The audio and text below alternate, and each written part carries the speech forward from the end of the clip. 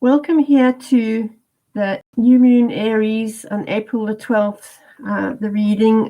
The whole of April, we're looking at a balance of the masculine and feminine. The Venus and Mars, we're looking at our relationship with others, and most of all, possibly our relationship with ourselves. We need to look at which of the beliefs no longer serve us, which of those are social conditioning, which of those are family conditioning, and which of those are actually who we really are. And it's time to separate that all now. Let's look deeply at ourselves. Let's look at where we need to be going so that we can really be looking at who we are and look at the things we're given another chance to finally let go of those things. Certain feelings of uncertainty will probably come up with might wait you want to rush out and solve the problem. That's very much an Aries thing. But you would be better served slowing down, taking it easily, detach yourself for a while and look back and see what it is that really, really fuels your soul, and look at your journey and how it can be better served by not hanging on to those things that no longer serve us. Those self-limitations, those opinions we've taken on about ourselves that we've heard over the years, it's actually, we now need to be far more authentic about who we really, really are.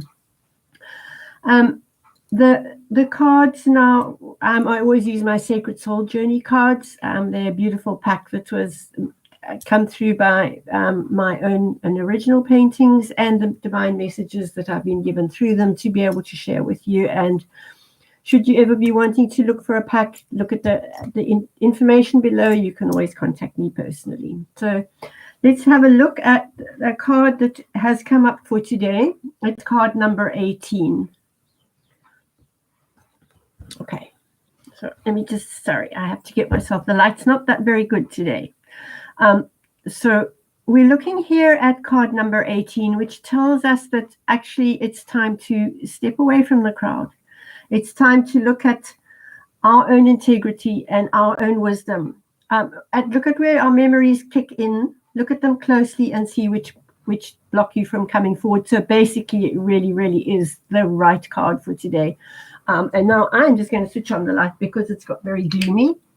And hopefully you will be able to see the card more easily with the light on. Okay, there we go. A little bit more definition, and now we can see.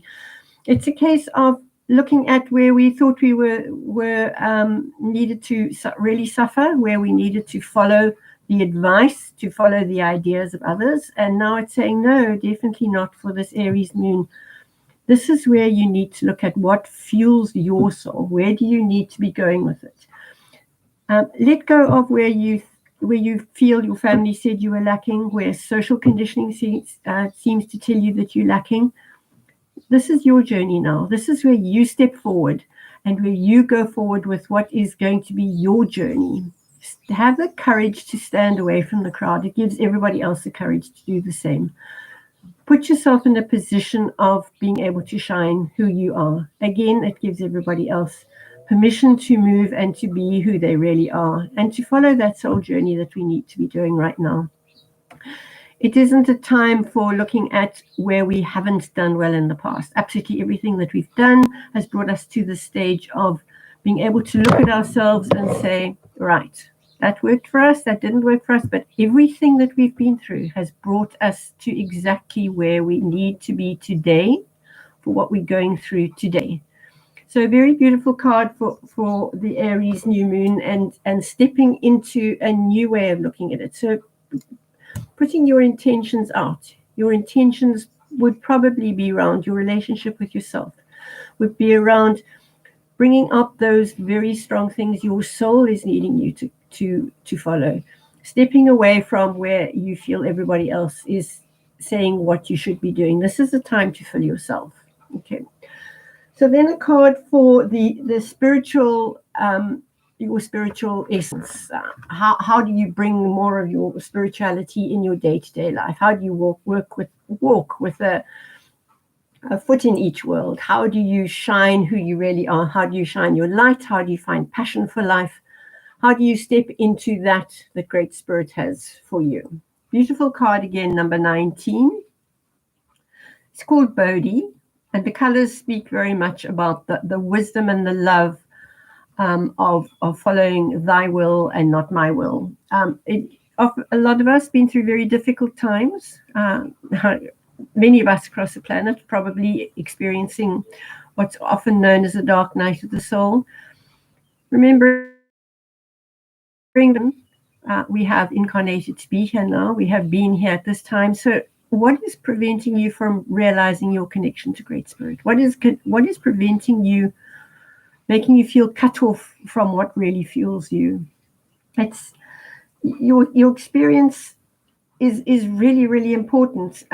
You need to remember that you are the light, you are the power. What you do here to bring passion into your life, to step into that knowledge that at no stage are you alone, that you are a divine child of Great Spirit, that Great Spirit has the most beautiful plan for you, and whereas you might not be able to see how it's panning out right at the stage, it's trusting and it's surrendering and it's allowing yourself to be happy, to be full of joy, to have a passion for everything. It's not a time for getting caught up in all the fears of the planet at the moment. Really, really remember your essence. Okay. From an emotional point of view, how do we learn to trust? How do we learn that everything that we have given is where we need to be? How do we know that we're supposed to be here? Well, basically, as somebody said, because that's where you are. So acknowledging that you're always in the right divine place at the right divine time, acknowledging that you cannot be in the wrong place, and remembering that it's not a time of beating your head against a brick wall. It's a case of, if something isn't panning out, if something isn't working, it actually is time then to surrender to the higher power. What water, its emotional body is the water, and water is about the sacredness of the waters within you that relates to the sacredness of the waters of the planet, how the moon affects you, how you can step forward, how your deepest emotions you can learn from. Even so-called negative emotions have a great amount to teach you at any stage. So the card here, lovely card number 36. Sorry, got my fingers over the number. End of the cycle. It says, you've come to a stage where you have got everything you need. Every step you've climbed has been paved with gold. So even though it has been challenging at times, on every single step you've taken, you've learned something deeper and more important about yourself.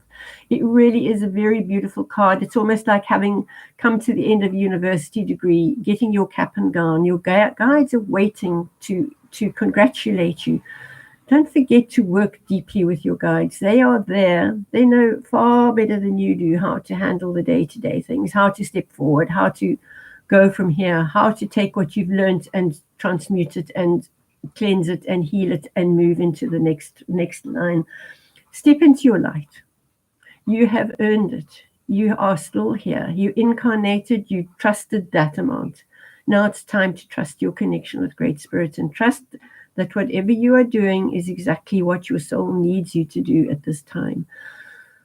And not only that, as you've stepped on every step which is paved with gold, you've left more gold for others to follow. So to shine your light, show others how to do this, show everybody how, just by being, you are in a space where you can bring in joy and surrender and trust and open your heart. And remember, opening your heart is not all about giving. Everybody's very good at giving.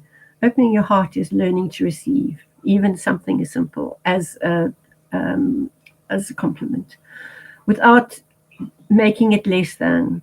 To acknowledge and say thank you for every compliment. Acknowledge who you are. Acknowledge how far you've come.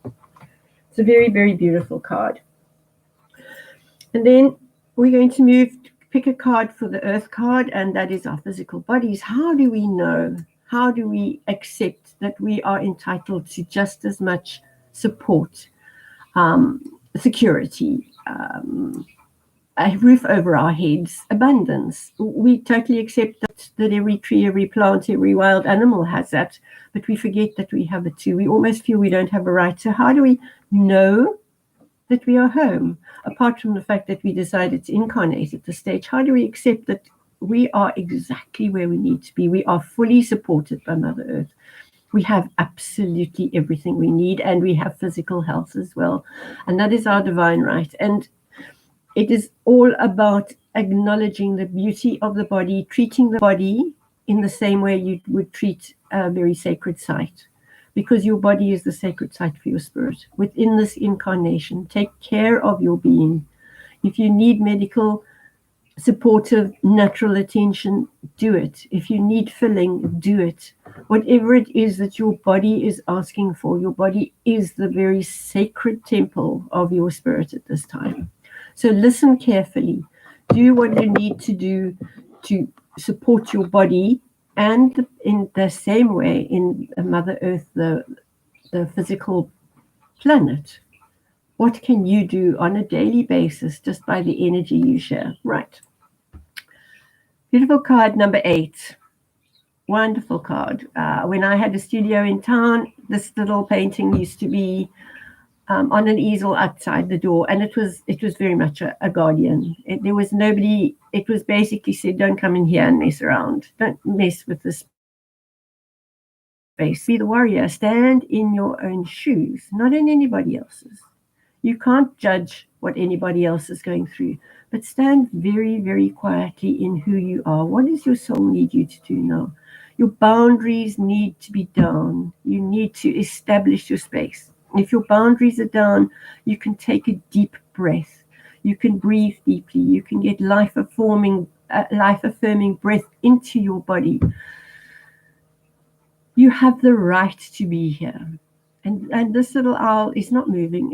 It's literally taking its place. There's no ways you're going to budge this owl. And in the same way, there's no way you should be budged. If you know something about yourself, you can honor how others feel, but you don't have to be budged away from who you really are and what you know who you are, and what you know that you are being guided to do. Have the courage to be you. But everybody says everybody else is taken, so you might as well do that. This little painting also has a lot of texture in it. It speaks about the fact that every experience in your life has brought you to this perfect moment.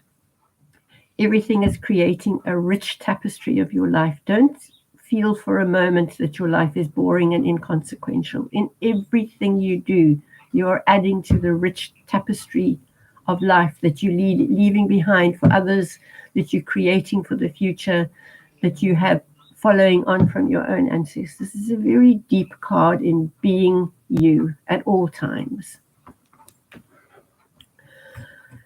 And then we're going to pick a card for the very beautiful element of air, and that is our mental chatter and our confusion. And right now, I reckon that there's hardly anybody on this planet that doesn't have the what ifs and should I's and how can I and when can we and will we ever be able to. Time to take a step back from that. How do we find vision and clarity again? How do we find that we really need to do that will take us to the next step?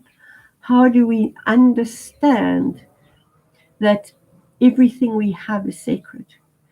Air has got to do with sound. So what sounds are you hearing? When suddenly the wind changes, the bells chime, the bird calls, the car honks, a telephone rings.